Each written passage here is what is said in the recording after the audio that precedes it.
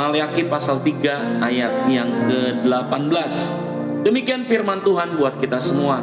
Maka kamu akan melihat kembali perbedaan antara orang benar dan orang fasik, antara orang yang beribadah kepada Allah dan orang yang tidak beribadah kepadanya.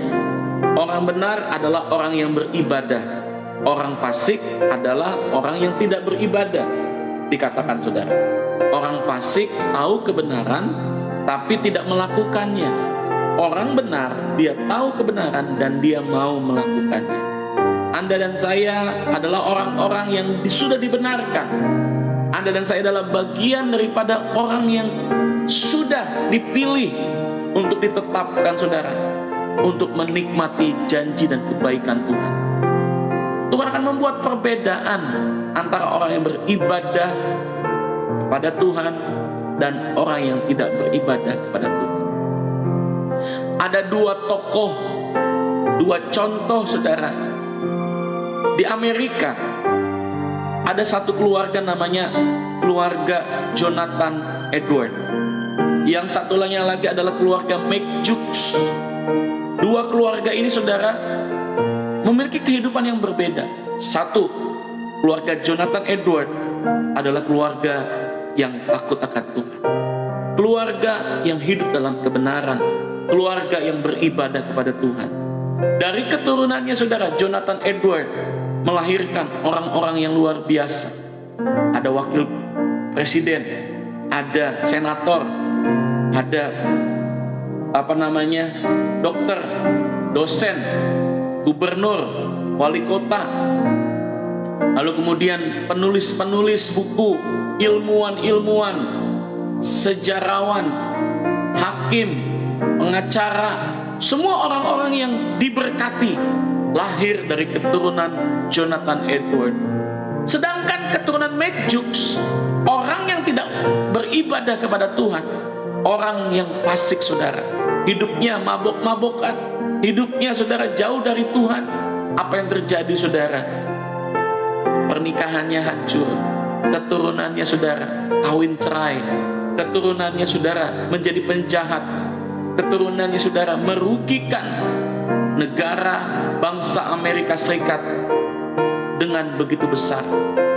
Banyak yang dipenjara, banyak yang menjadi bandar narkoba, banyak yang menjual diri saudara. Itulah keturunan daripada orang fasik.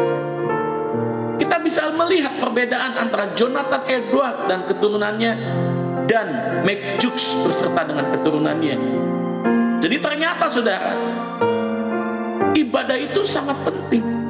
Bahkan firman Tuhan katakan dalam 1 Timotius 4 ayat yang ke-8, 1 Timotius 4 ayat yang ke-8, dikatakan firman Tuhan seperti ini saudara, bahwa latihan badani terbatas gunanya, tetapi ibadah itu berguna dalam segala hal, karena mengandung janji, baik untuk hidup ini maupun untuk hidup yang akan datang.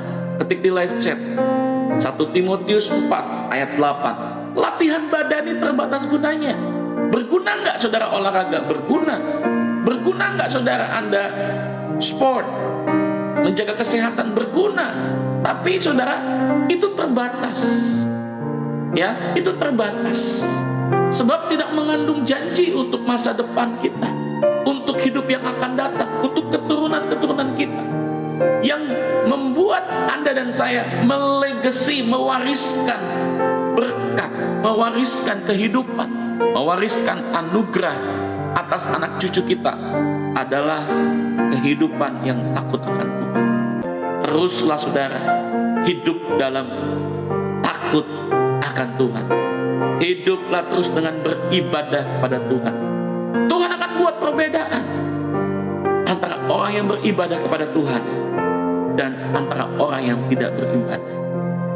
Jadilah orang yang senantiasa setia beribadah kepada Tuhan. Di hari Sabtu yang indah ini, saya mengingatkan, besok Minggu, ayo semuanya pergi beribadah. Amin. Mungkin saudara dalam waktu-waktu kita ada yang sibuk bekerja, masih buka toko, ataupun mungkin harus ketemu klien, ataupun mungkin Anda harus saudara masuk shift. Di antara saudara jam-jam shiftmu, jam kerjamu, jam buka tokomu, tetaplah juga sediakan waktu untuk duduk diam mencari Tuhan. Amin.